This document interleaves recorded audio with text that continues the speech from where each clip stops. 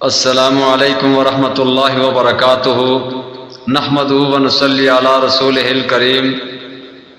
اعوذ باللہ من الشیطان الرجیم بسم اللہ الرحمن الرحیم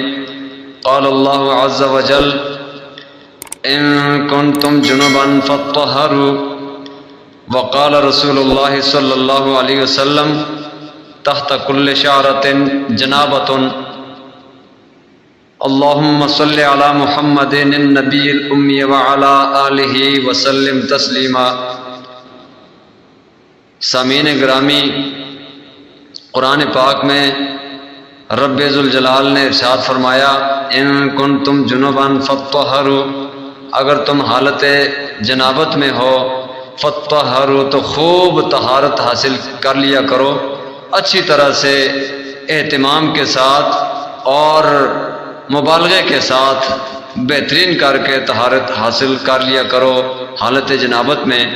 حضور صلی اللہ علیہ وسلم نے ارشاد فرمایا تحت کل شعرۃ جنابۃ، ہر بال کے نیچے جنابت پائی جاتی ہے، اور جنابت اور عدم طہارت اور نجاست کی کیفیت کو انسان کے لیے قرآن و سنت کی اصطلاح میں حدث کہا جاتا ہے، اور حدث کی دو قسمیں ہیں، حدث اکبر اور حدث اصغر۔ حدث اکبر حالت جنابت کو کہا جاتا ہے جس میں طہارت غسل کے ذریعے سے حاصل کی جاتی ہے،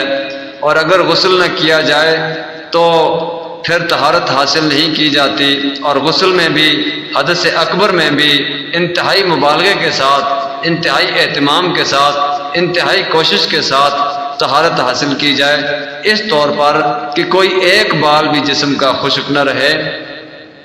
اگر کوئی ایک بال بھی خشک رہ گیا تو فرمایا کہ تحت کل شعرۃ جنابۃ، حضور صلی اللہ علیہ وسلم نے فرمایا کہ ہر بال کے نیچے جنابت ہوتی ہے۔ تو معلوم ہوا اگر ایک بال بھی جسم میں خشک رہ گیا حدث اکبر کی صورت میں، تو پھر اس صورت میں جو طہارت حاصل نہیں کی جا سکتی، بندہ ہمیشہ کے لیے نجس اور ناپاک رہے گا، نہ نماز، نہ اس کی تلاوت، نہ مسجد میں داخلہ، سب ممنوع اور حرام ہیں۔ اور دوسری حدث اصغر جو ہے وہ بے وضو ہونے کی کیفیت کو کہا جاتا ہے، جس میں غسل برقرار رہتا ہے، لیکن وہ انسان جو وہ طہارت کی حالت میں نہیں ہوتا کہ ایسی طہارت جس سے نماز پڑھی جا سکے، جس سے قرآن پاک کو چھوا جا سکے اور قرآن پاک کو ہاتھوں میں لے کر تلاوت کی جا سکے، تو اس لیے ایسی کیفیت کو جو ہے وہ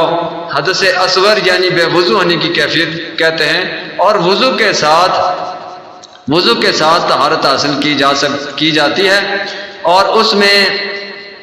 ایک بال کے خشک ہونے کی جو صورتحال ہے وہ تو معاف ہوتی ہے، لیکن اس صورت میں جب اہتمام کے ساتھ وضو کیا اور کوئی جگہ باقی خشک رہ گئی، لیکن اس میں بھی خشک چھوڑنا نہیں ہوتا، جائز نہیں ہوتا۔ اس لیے سب سے پہلے جو غسل ہے، پھر اس کے بعد جو وہ وضو ہے،